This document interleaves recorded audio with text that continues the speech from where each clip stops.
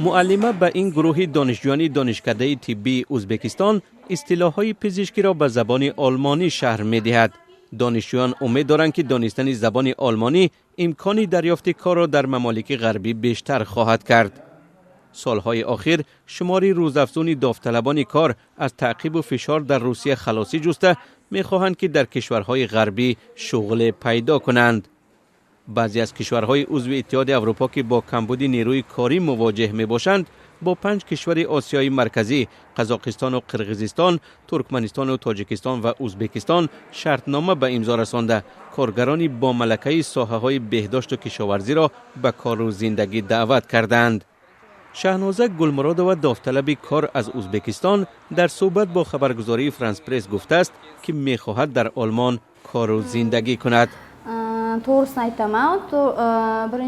در ابتدا برایم معاش آنها جالب بود، اما از خردی جهانگردی را هم دوست می داشتم.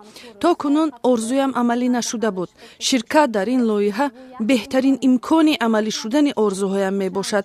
در هیجان هستم چون که هم از نقطه نظری مالی برد می کنم و هم از نظر جهانگردی. این خانم 38 ساله ازبکستانی وعده گرفته است که در آلمان ماه معادل $2,500 آمریکا به دست خواهد آورد که نسبت به معاش حاضرش 7 برابر بیشتر بوده، هم برای برآوردن خراجاتش در آلمان و هم برای فرستادن پول برای خویشاوندانش در وطن کافی خواهد بود. مهاجرت کاری به خارج می تواند میزان بیکاری و کم بضاعتی را در آسیای مرکزی کم کند. ممالک اروپا تلاش دارند از راه مهاجرت کاری تنظیم شده کمبود نیروی کاری را تا حد رفع نمایند. برای مردمی که سالهای دراز زیر حکم مسکو زیستند، سفر و زندگی در اروپا آسان نیست. اصلا بعد از فروپاشی شوروی و بحران اقتصادی، صدها هزار ساکن جماهیر آسیای مرکزی برای کار به روسیه هجرت نمودند. با آغاز تجاوز روسیه به خاک اوکراین در سال 2022 شمار زیادی مهاجران کاری اجباراً به این جنگ برده شدند. ماه می سال روان مقامداران روسیه اطلاع دادند که بیش از 20,000 مهاجر از ازبکستان و قرقیزستان و تاجیکستان را که شناسنامه روسیه گرفتند به جبهه جنگ فرستادند. بعد از حمله تروریستی در تالار کنسرتی کراکوس در کنار مسکو در ماه مارس سال 2024 که در آن بیش از 149 نفر به هلاکت رسید، فشار بالای مهاجران به مراتب بیشتر شد. روسیه با اتهام رهاندازی این حمله بیش از 10 نفر را به دادگاه کشیده است که اکثریت شهروندان تاجیکستان هستند. nemis tilini o'rganish men kutgandan ancha qiyin ekan. فلدشر 32 ساله امیدجان علیجانوف در برنامه مهاجرت کاری طبیبان نام‌نویس شده است.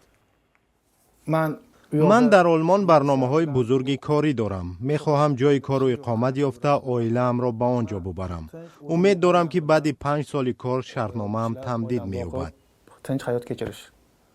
در همین حال حکومت‌های آسیای مرکزی خود را تنها با ارسال مهاجران کاری به اروپا محدود نمی‌کنند.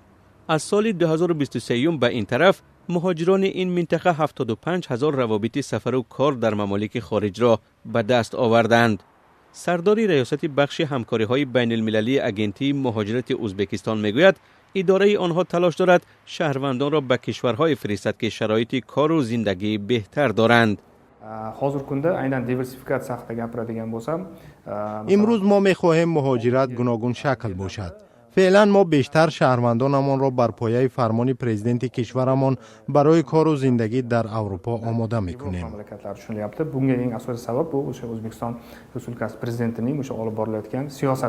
برای اکثر مهاجران آسیای مرکزی که در اروپا کار و زندگی می‌کنند، شرایط زحمت و معاش جالب بوده است، چون که در اینجا به مثل روسیه آنها را نهادهای دولتی اذیت نمی‌دهند.